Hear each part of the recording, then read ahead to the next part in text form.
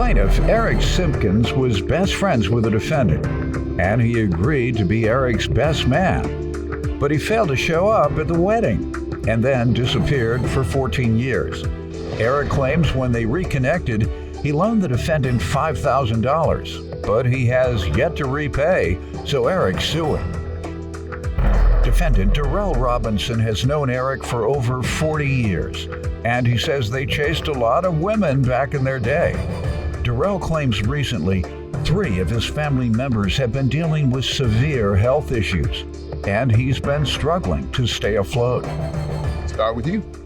Well, I've known the defendant Darrell for many years. We go way back. We were college buddies at one point. Where? And UICC at the time, which is now UIC. It used to be called Circle. Yeah. Right here in Chicago. Okay. And soon after we became roommates and best of friends. I mean, as roommates, you couldn't ask for a better roommate. I think he'd say the same thing as well. And we did everything together as far as, just hanging out and just being real close to each other and protecting each other, basically, right? Good. He's been there for me. He works at the time, for the Chicago Police Department. I was working for Payne Weber at the Options Exchange here in Chicago. And best of friends. Yeah, right? that's big money. You're down there with the big money boys. I was there with them. I'll just say that. And you all haven't had problems at all for the most part. Not even over him going after the same woman that he know you're interested in? Well, we can't talk about those types of things, Judge, at the show, I don't believe. But things happen. Right. Best of friends. Glad to know that's what happens with best of friends. Look at her, man. I'm gonna go holler at her. I'm gonna holler at her. You heard I saw her first. I'm the one pointed out to you. But you know that girl ain't interested in you. I seen her looking at me. She wasn't looking at you. Oh, I know that was happening. Y'all don't have to admit it. No, not at all. Like Really? We help each other out. We help each other out in that regard, for real. Y'all never competed for the same woman in college or in your profession? No. Well, y'all real good friends. Yeah. Yep. All right. Sir, give me some background from your standpoint. Well, during our 20s, we did chase a lot of women together. All right. We chased our share down, caught quite a few, and it was good times back then. Eric and I, we've known each other for 40 plus years, and geographically, both relocated a couple of times, so we separated, didn't see one another for a while, but we come back together. Every time we came back together, it was just like yesterday. So, like I say, 40 plus years, and the 20s were a wild time. Yeah. Not the 1920s, but our 20s. Yeah, sure was. Y'all never competed for the same woman in college or in your profession? No. Y'all real good friends. Yeah. All right. Well, during our 20s, we did chase a lot of women together. All right. We chased our share down, caught quite a few, and it was good times back then. The 20s were a wild time. Yeah. Not the 1920s, but our 20s. Yeah, sure was. Yeah. Defendant Darrell Robinson is being sued by his former friend, who claims after Darrell agreed to be his best man, he failed to show up at the wedding and disappeared for 14 years. All right, and tell me, what age group are you all in? How old are you? 62. 52? 62. 62? Yeah, you were in those wild 80s, just like you said. Exactly. Yeah, the wild 20s was the wild 80s. Yes. Roaring 80s. Yeah. You were in law school. You weren't wild. In the 80s, early 80s, I was still in college. I didn't graduate from college to 83 undergrad. Okay. And so then I went to law school at night, but I was a lot more busy after getting in law school. But undergrad, until Linda shut me down, I was the man. If I don't mind to furthermore discuss about how we were in our background, we were so much good friends that when I was getting married, I asked him to be my best man because I couldn't think of a better person to be my best man. Yeah. About a week before the wedding, we last spoke, and I was talking about the speech I was going to make and last details, and that was the last I heard of him for the next 14 years. He wasn't at my wedding. He didn't show up. I never asked him why. He committed to it and never showed? No, he never showed. But he committed to it? He committed to it, yes. You expected him? Yes, he wasn't there. I didn't speak to him for 14 years. You got anything to say? No, he's absolutely right. I was disappointing to him, but And how old were you guys? like 40, I think. Yes. That was 40. You were 40? Yep. I got married late. Kind of sad. I was First about time, to only make time. my example, because I had the same example. I lost a close lifelong friend. Oh, yeah. Because of the same reason. I've probably seen him 5 times since then. We were together every single day from age 5 to age until then, which was 21. Well, no, and not every single day, because we went separate ways after high school. He went in a different spiral, and I went in a different direction, but I was still supposed to be in his wedding, and it was an impulsive move. Linda was going to Jamaica, and she was going to be wearing a bathing suit on the beach. Yeah, that's tough. In Jamaica, and I had only known her for several months. That was one of the worst moves I made, and lost that friendship.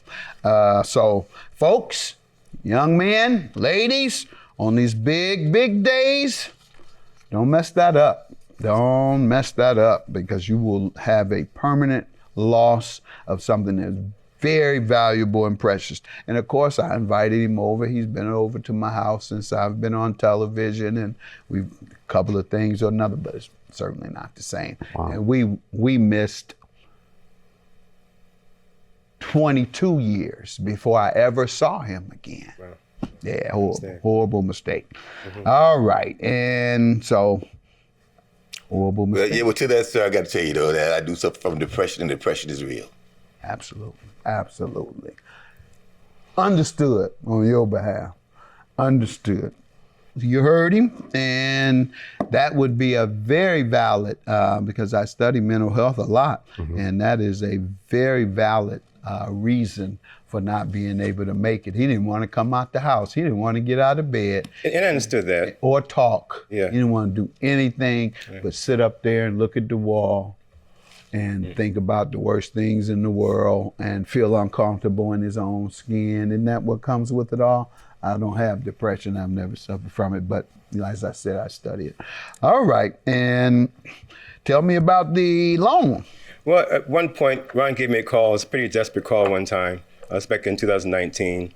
And he said that his house is going to be foreclosed on if he doesn't get $5,000 very soon. So I figured calling me, I was pretty much the last resort. And being the brother that I am to him and he is to me, I had no problem loaning him the money. So I, as evidence, I have, sir, on page 1, the contract that I wrote up for him to agree on. And it dictates, not dictates, but states the terms of repayment, how it's going to be repaid. And 500 yes. every 16th and 30th of each month. Right. What did happen? Well, he was making payments, regular payments, up until he owed about $3,000. So he paid $2,000 off, but then stopped paying and tried. That was maybe like I don't have that specifically, but it was maybe like a half a year or so later. Same age several payments. So later. Some payments were later, or after 2 weeks. So, and I accepted whatever payment he had. So what were how did that go in terms of you calling him and discussing it? It was no problem at all. He was making the payments, it wasn't $500 every 2 weeks, but it was something. Yeah, but when okay. Yeah. He had make here and there. Right, here and there. Up to he owed about $3,000. What was the communication then? Nothing at all. Just reach out and he ignored? Reached out, he dipped. No phone calls, no return phone calls, ghosted me, right? I went by his house, and one time, I visited Chicago a lot. Went by his house and saw his car. They rang the doorbell and no answer. So there was so much good friends that when I was getting married, I asked him to be my best man, because I couldn't think of a better person to be my best man. That was the last I heard of him for the next 14 years. He wasn't at my wedding. He didn't show up. I never asked him why. He committed to it and never showed? No, he never showed. But he committed to it? He committed to it, yes. You expected him? Yes, he wasn't there. I didn't speak to him for 14 years. You got anything to say? No, he's absolutely right. I was disappointed to him. Defendant Darrell Robinson is being sued by his former friend, who claims after Darrell agreed to be his best man, he failed to show up at the wedding and disappeared for 14 years. Sir? Okay, yeah, I didn't know anything about you coming to Chicago, coming by the house. Okay. Because then again, too, if you don't call me, if I don't know you're coming, I'm not going to my door. I'm just one of those type of people. Well, you weren't answering the phone. Well, Yana, Eric did call me and say, when we made the arrangements, my wife takes care of all the bills in the house. And she said this, I told her at the time, he told Eric, I said, that's not a realistic payment amount. But she was assuring me. Let me stop you there, because I try that sometimes when people ask to borrow money. I say, Linda, you got to call her. She controls all the money. And they actually call. I don't think they're going to call her. Yeah. I say, I can't do it. You still call her directly, so. Yeah, but anyway, exactly. But long and short, I didn't know she hadn't even made the papers. So Eric called me. I said, man, I didn't even know. I didn't know. Then my world just collapsed. Like my son suffered a life-altering injury. My mother had a double mastectomy, and my wife is seriously ill now with heart and kidney problems. So everything just kind of imploded. That, along with depression, I just couldn't. I was overwhelmed, and I don't know, Jan. I got. Why are you telling that? Did you tell him? That's the problem. That's what I was saying is that we wouldn't be here now if I would have come out my shell and said something to him then. But anger, pride, depression, all these things wouldn't allow it. He's still a friend to me. I mean, he would still be my friend being honest like this. He didn't come in here and try and deny it and twist around or act like he is paid more than he did. And I gave it to him in cash, Your Honor.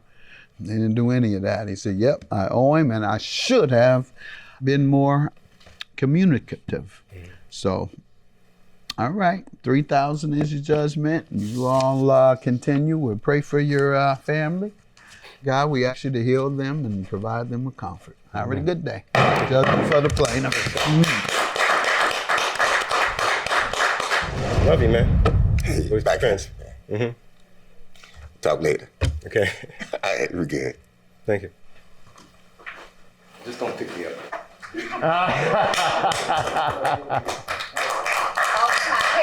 Take them off.